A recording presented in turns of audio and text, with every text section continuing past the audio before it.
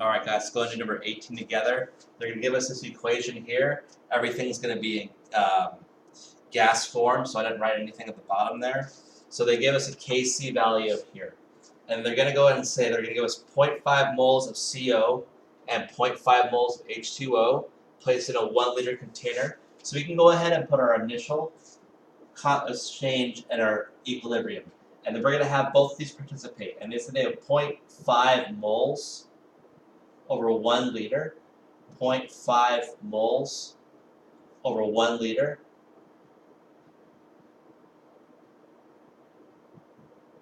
So this is going to be molarity, moles over liters of molarity. We don't have anything starting here. So we're going to go down and say our change is going to be x, or minus x, minus x. We're going to have a plus x and a plus x over here.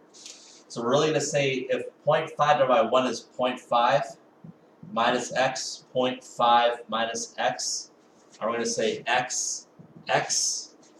Then we can go ahead and set up our Kc according to our products over reactants. So we're going to say our Kc equals x, x over our reactants.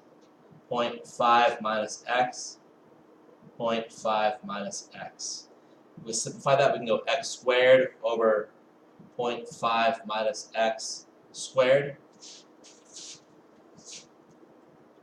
At this point, we can go and set our Kc value to 1.845. So let's do that. 1.845 equals x squared over 0.5 minus x squared.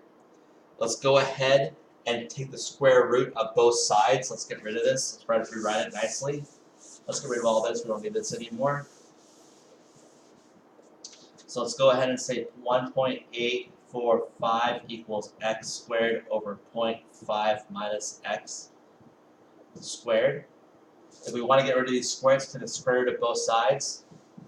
So we're going to say square root of 1.845 equals x over 0.5 minus x. So if we do that, we get an x value of 2.87 times 10 to the negative 1.